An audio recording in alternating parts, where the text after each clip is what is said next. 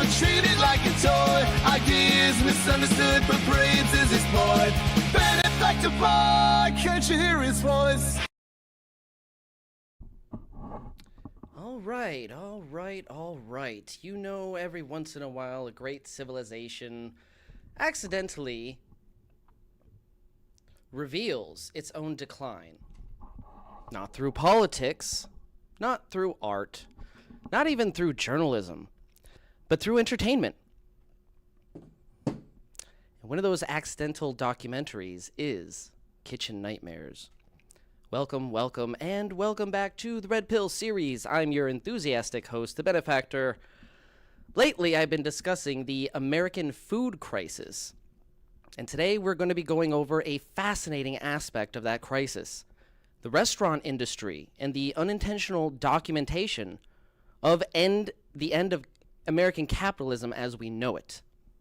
Stay tuned for our deep dive right here on Beneficence TV's Red Pill series.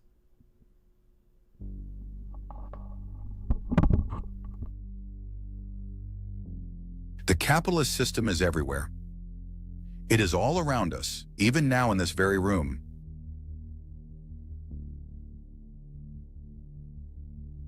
You can see it when you look out your window or when you turn on the TV. You can feel it when you go to work, when you pay your taxes, when you struggle to afford your rent. It is the world that has been pulled over your eyes to blind you from the truth, that you are a slave.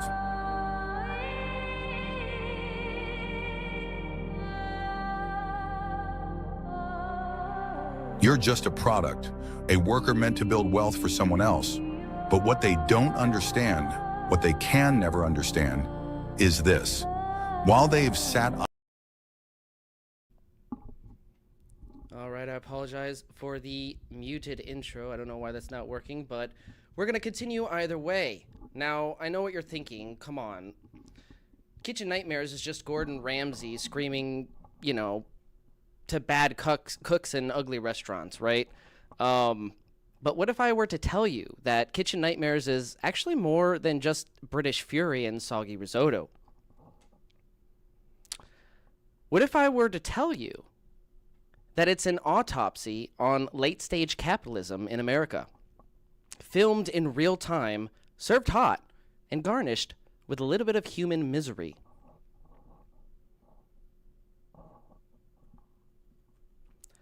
Let's start with the numbers, okay? So, Kitchen Nightmares ran from 2007 to 2014. Gordon Ramsay, the host, visited more than 80 restaurants in that time across America. Family-run joints, mom-and-pop dreams, small-town diners clinging to hope. Most of them were successful at some point. As of 2025, shockingly though, roughly 80% of them, based on my calculations, are gone.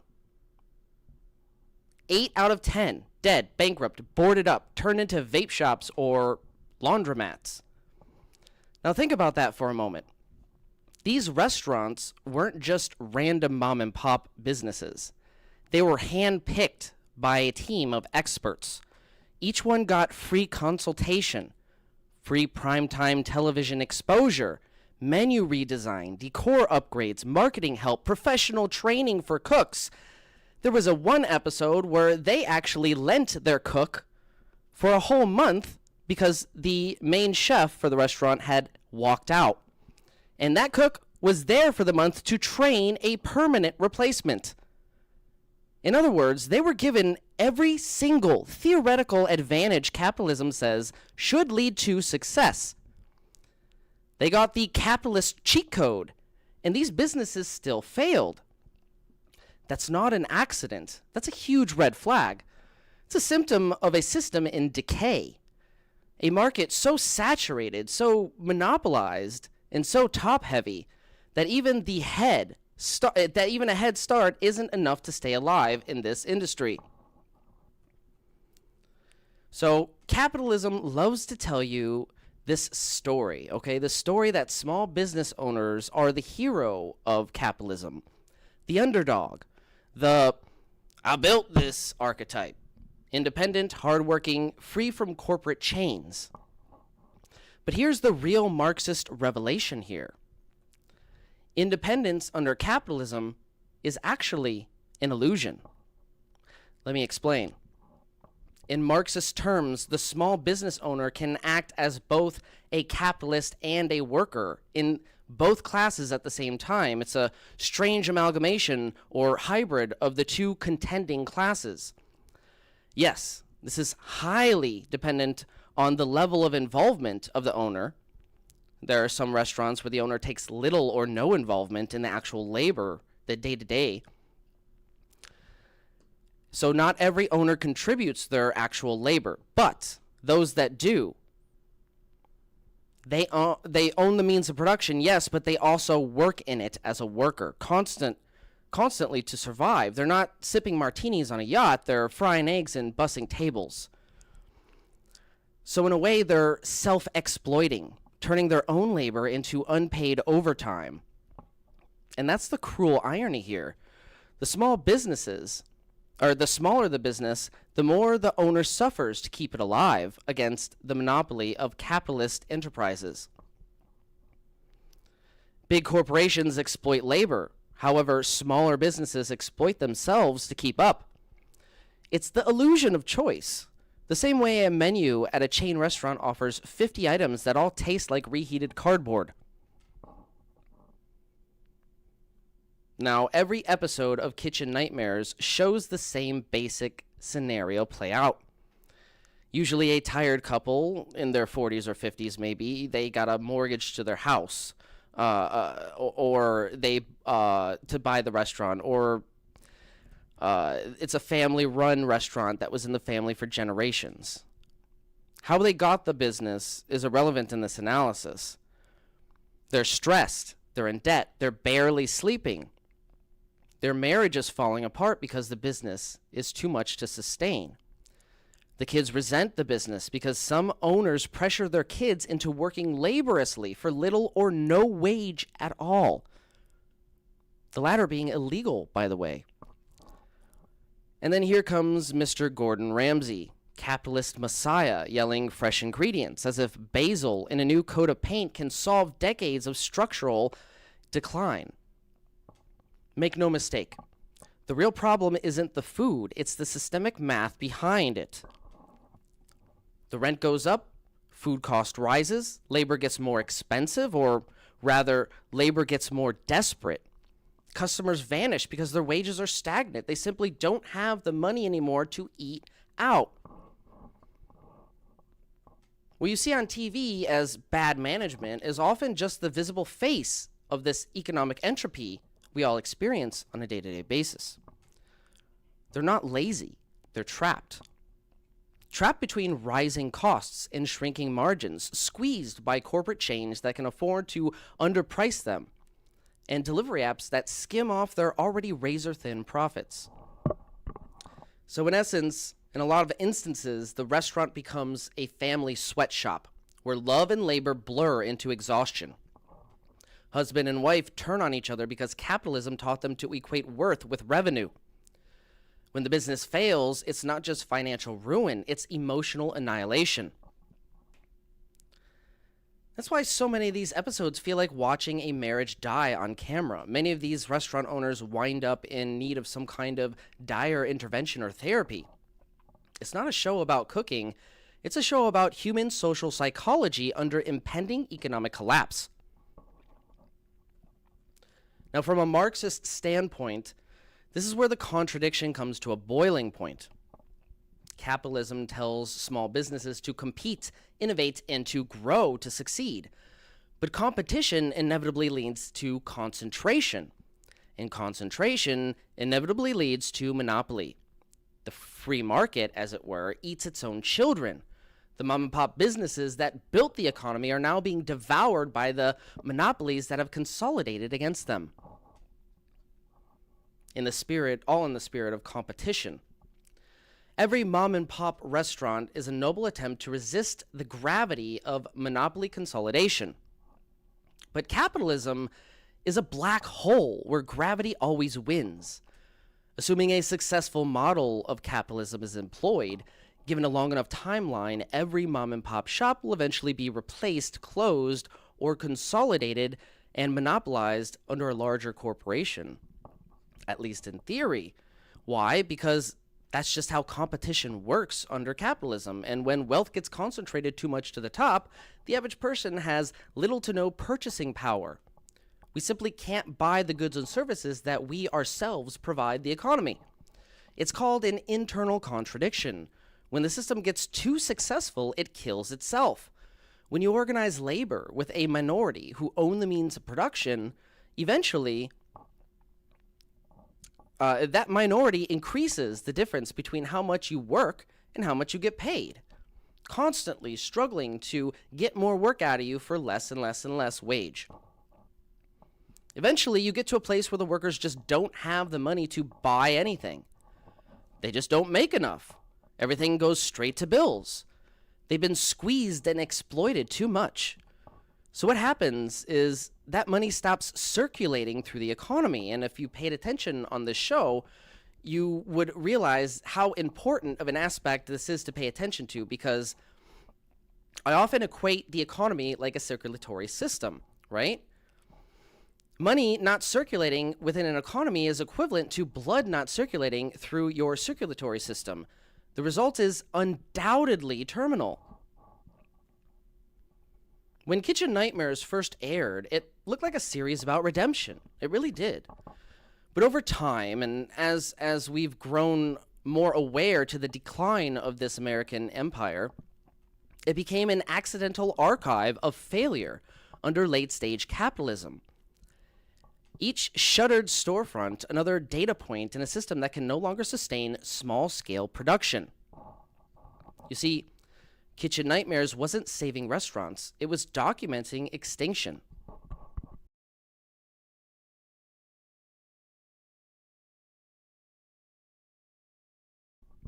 So let's break this all down in Marxist terms, shall we? No salt or garnish here.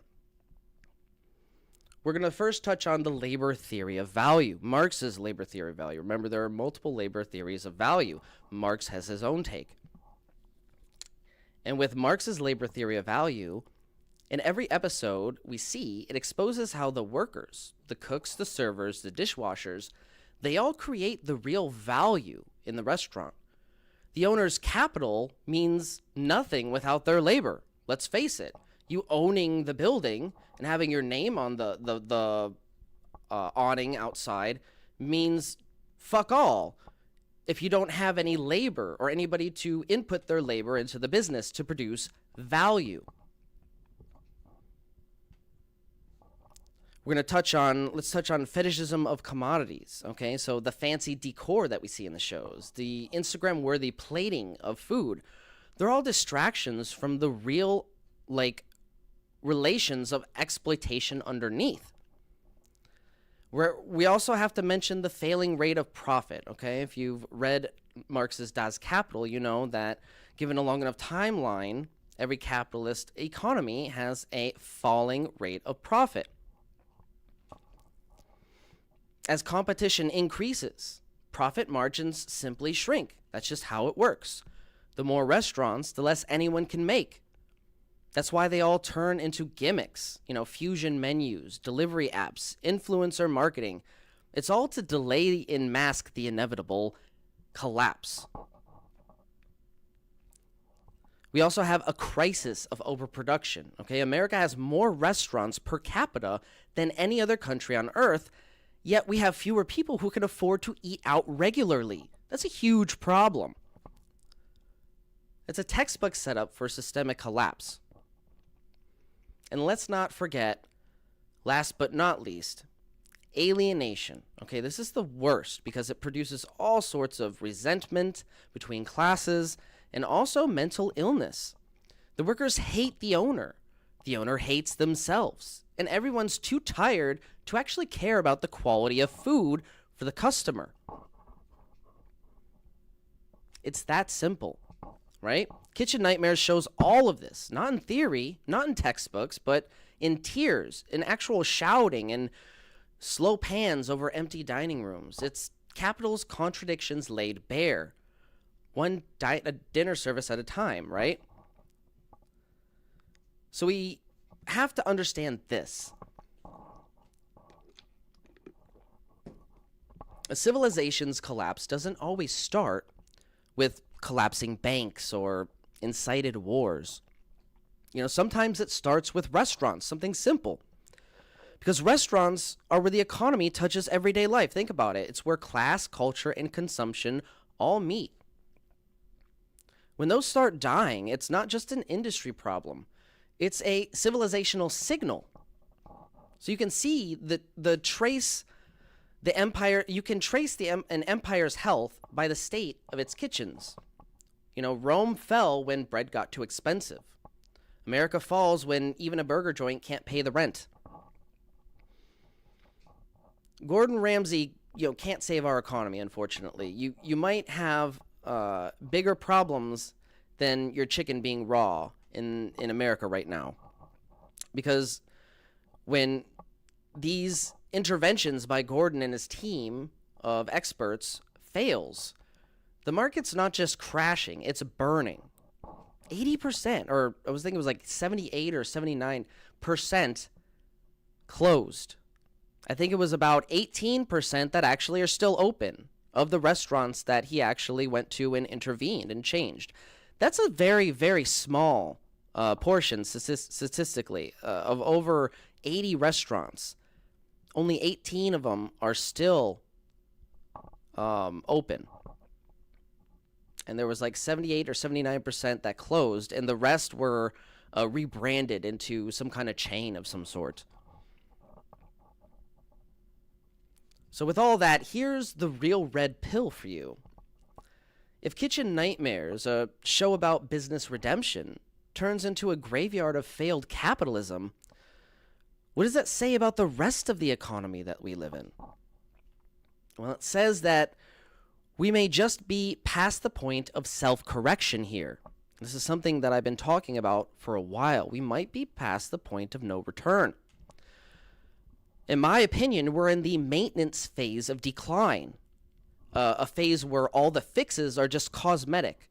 Repaint the walls, redo the logo, pretend everything's fine and the ship isn't actually sinking. But make no mistake, it's fucking sinking. The whole country is. The rot is systemic, and we're too busy rearranging the chairs while the dining room floods. And that's where we are right now as Americans.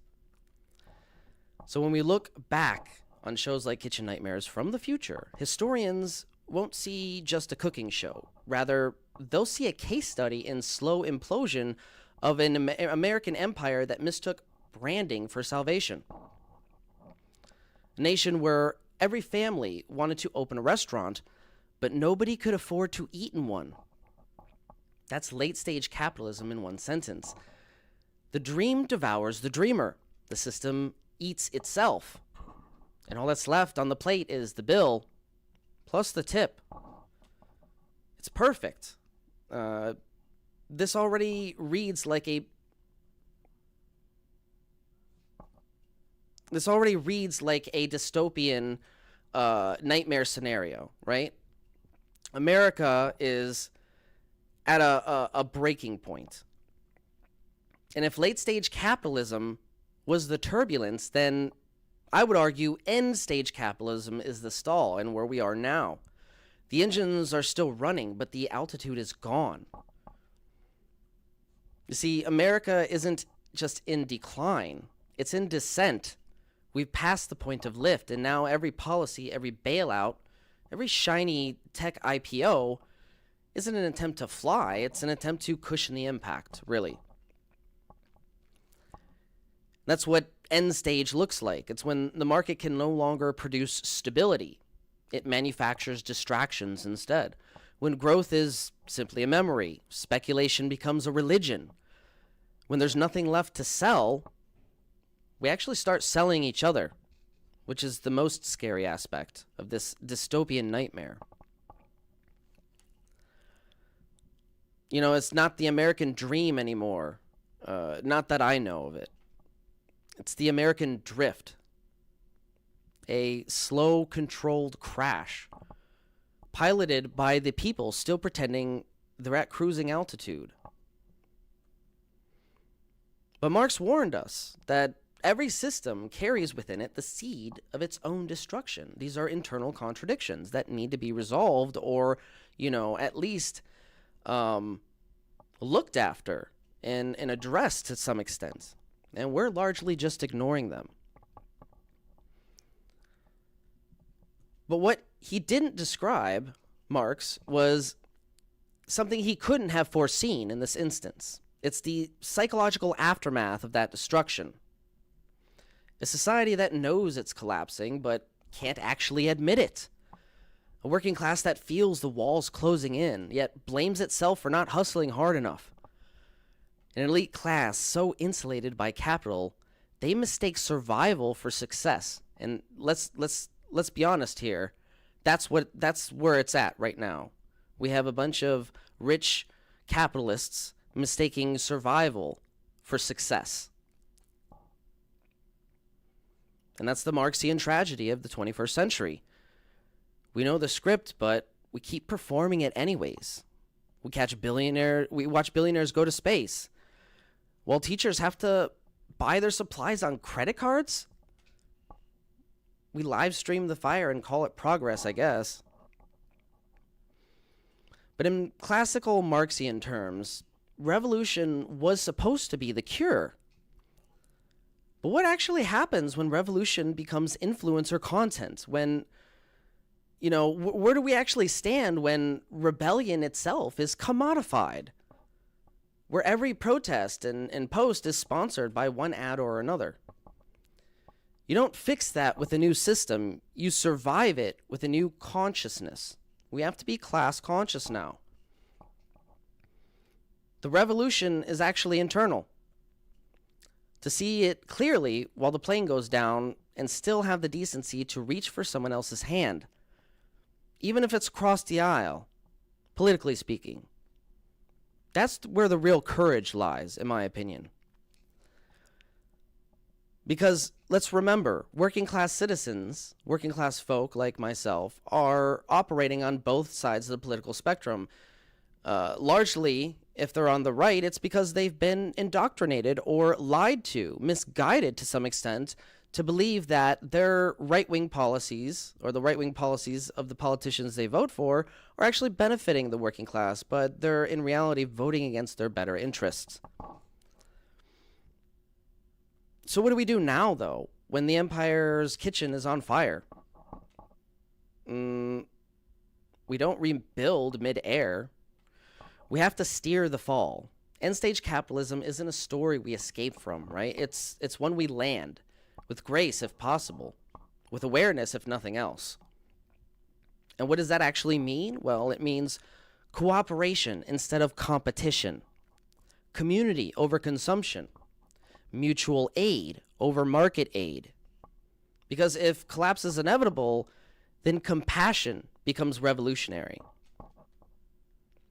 History won't remember who screamed the loudest, okay? It'll remember who stayed calm enough to land this thing with the least amount of casualties. And maybe, just maybe, that's our final purpose as a species of builders and dreamers. Not to keep the engines running forever, but to guide the descent so that whoever walks away from the wreckage has a chance to build something better. The end of capitalism isn't the end of humanity. We must remember that. It's the end of the illusion. The illusion that profit ever mattered more than people. The illusion that capital is more important than labor. The illusion that endless growth was ever sustainable. The illusion that you could build a civilization on debt, distraction, and denial? Come on. It's the end of the story we were sold. That if you worked hard enough, played by the rules, and kept your head down, you'd win the game of capitalism. You'd be successful. Be able to own a house and car and provide for your family. But what happens when that game itself collapses? When the scoreboard glitches and when the prize was never really real to begin with? Just a carny game. Well, the truth is, we've mistaken survival for success. We've mistaken obedience for hope. And now, standing in the ruins of our own design, we finally get to ask the question we were too afraid to ask to begin with. What comes next? Because what's dying isn't humanity. It's our old reflection of it. The version of ourselves that thought we were only as valuable as what we could sell. The one that called compassion weakness, that confused greed with ambition. We can't save the system. Make no mistake. But we can save each other. And maybe that's where the real revolution begins. This has been a Red Pill series. I'm your lovable host, Benefactor. And if you enjoy my content, please use that like button and subscribe for more. Also, share my videos with those who would appreciate them. I want to thank you all so much for tuning in with me this evening. Good night and good luck.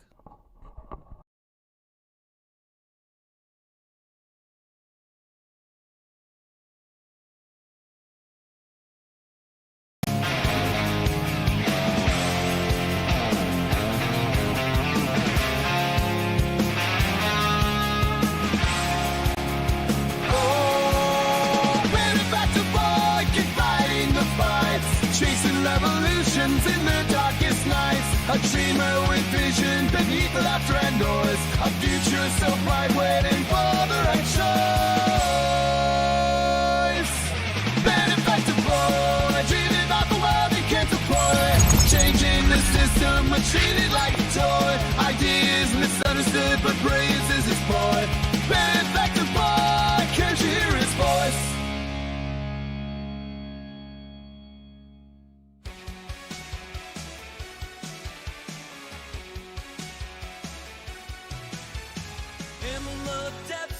Hey, John. Thanks for tuning in. Trapped inside the secret circuits, unraveling through the miles. Oh, truth was masked by coded curtains. You didn't know we're shattering the silence. Feel the power. Revelations.